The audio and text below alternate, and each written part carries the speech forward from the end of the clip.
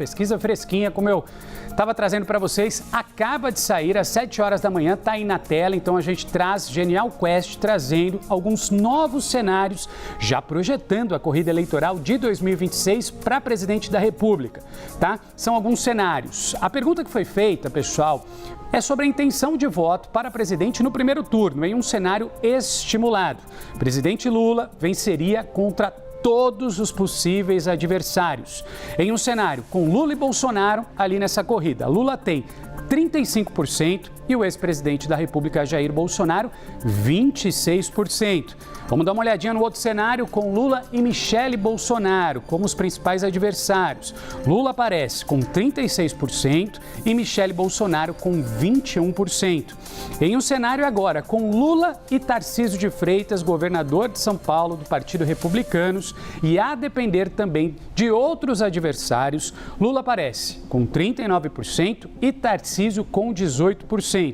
Num outro momento, com o filho do ex-presidente Eduardo Bolsonaro também nessa corrida, Tarcísio de Freitas sobe um ponto percentual e vai para 19%. Pela pesquisa, esse é um ponto importante da gente analisar.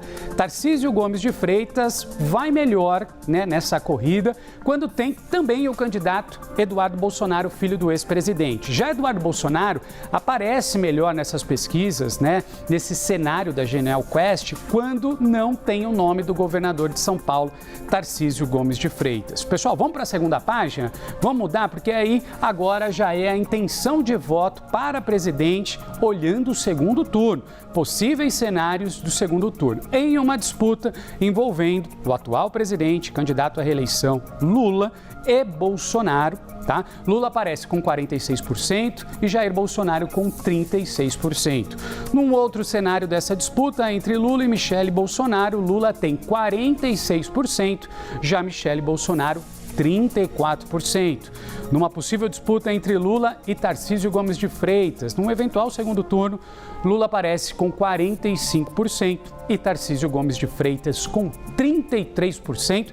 Pesquisa quentinha que chegou agora, a gente está trazendo para vocês aqui no Novo Dia, claro, que eu chamo já Isabel Mega, vai aparecer aqui comigo no telão, Isabel.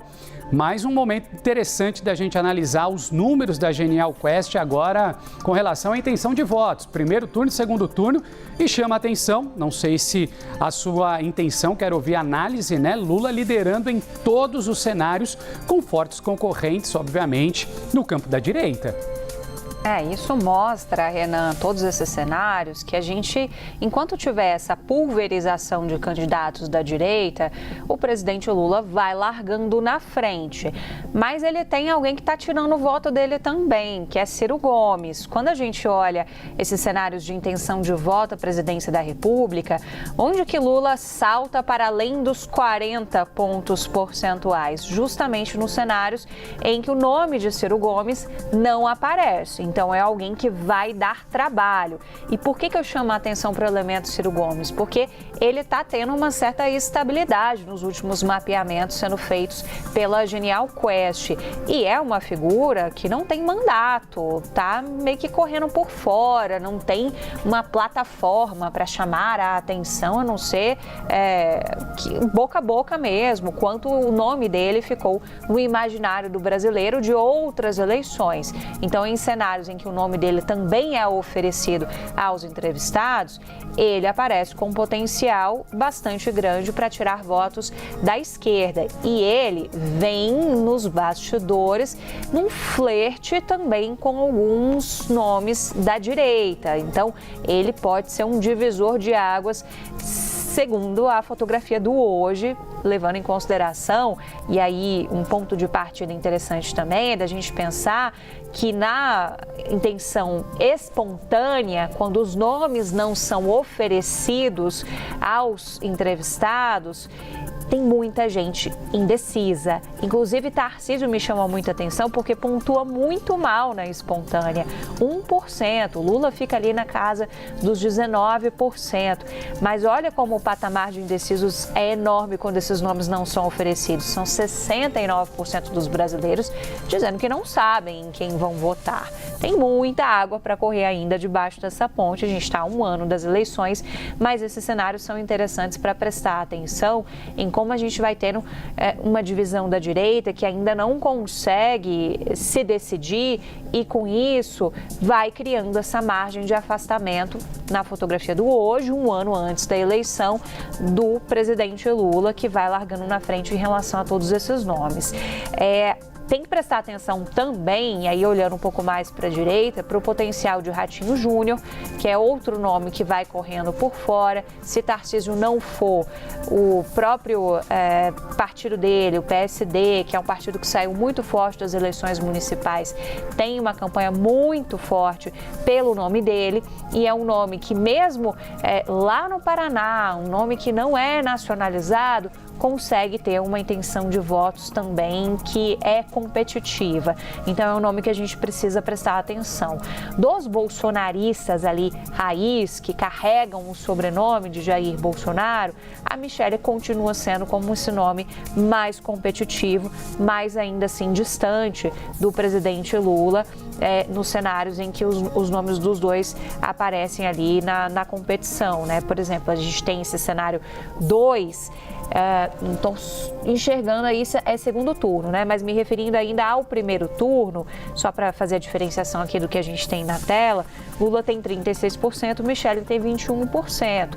Então há uma vontade do eleitor também de que Jair Bolsonaro possa decidir o quanto antes para quem vai o potencial político dele, para quem ele vai repassar esse bastão, digamos assim, já que ele também aparece nesses cenários da Quest, mesmo sendo inelegível e mesmo depois da condenação no Supremo Tribunal Federal.